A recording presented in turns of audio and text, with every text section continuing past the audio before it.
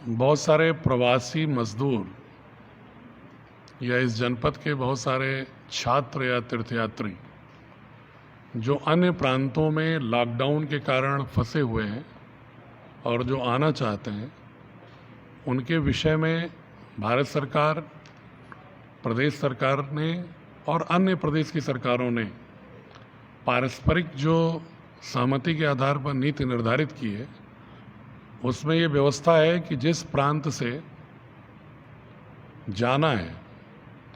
वहाँ पर जो लोग हैं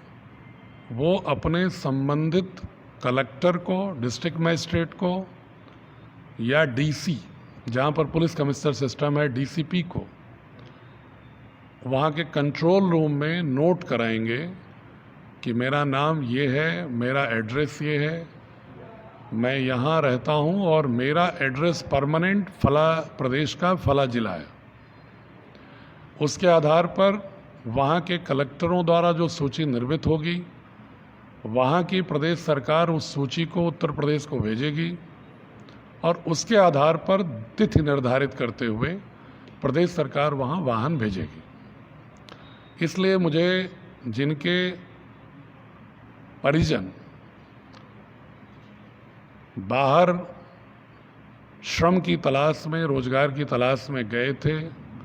लॉकडाउन में रोजगार के अभाव में या आर्थिक तंगी के कारण अपने गांव, अपने घर, अपने शहर वापस आना चाहते हैं आजमगढ़, उनके यहाँ के जो लोग गार्जियन हैं, उनसे मेरा अनुरोध है कि अपने परिजनों को बता दें कि अगर उन्हें यहाँ आना है तो अपने कलेक्टर को जरूर नोट करा दें, जहाँ पर वो रह रहे हैं वहाँ के कलेक्टर को। जैसे अगर आजमगढ़ में कोई मध्य प्रदेश का रह रहा है, गुजरात का रह रहा है, वो जाना चाहता है तो मुझे नोट कराएगा, लेकिन अगर कोई सूरत में रहने वाला व्यक्ति उसे आजमगढ़ आना है तो सूरत के कलेक्टर को नोट कराएगा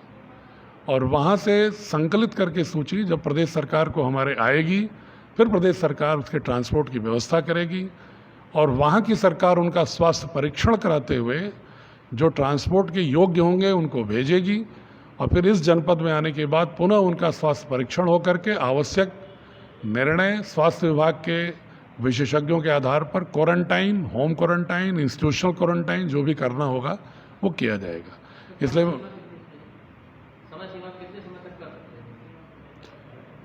इसमें कोई समय सीमा अभी निर्धारित नहीं है, लेकिन तत्काल नोट करा दें। और एक मैं आंकड़ा आपको बताऊं कि हमारे यहाँ भी वैसे भी जो मेरे जनपद के आजमगढ़ के रहने वाले लोग दूसरे प्रांतों में हैं, वो प्रायः अपनी समस्याएं बताते रहते हैं। प्रतिदिन कम से कम 250-300 फ़ोन आते हैं। उनमें ज़्यादातर लोग आने की बात करते हैं, कुछ लोग वहाँ पर भोजन की समस्या की बात करते हैं। मैं उनके परिजनों को बताना चाहता हूँ और अगर वो सुन रहे हैं तो नहीं बताना चाहता हूँ कि उनकी जो भी समस्या होती है प्रतिदिन मैं उसको संकलित करके जो प्रदेश के हमारे नोडल अधिकारी उस प्रांत के लिए हैं उनको मैं भेज देता हूँ और वो वहाँ के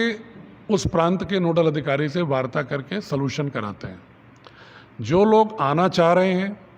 कायदे से उनको अपने जहाँ रह रहे हैं वहाँ कलेक्टर को नोट कराना चाहिए। फिर भी उनकी सुविधा के लिए अगर हमारे यहाँ भी नोट करा देते हैं तो मैं उसको संकलित करके अपने प्रदेश के जो नोडल अधिकारी अन्य प्रांतों से कोऑर्डिनेट करने के लिए बने हैं उनको भी मैं सूची को भेज दे रहा हूँ ताकि वो उस प्रांत के कलेक्टरों को सूची भेज दें। लेकिन सही व्यवस्था ये है कि इस प्रोसेस में डिले होगा, इसलिए आप जहाँ रह रहे हैं अपने कलेक्टर को सूचित करें संबंधित डॉक्यूमेंट जो मांग रहे हैं उसके साथ, ताकि उस व्यवस्था को सुचारू रूप से, सुव्यवस्थित रूप से किया जा सके।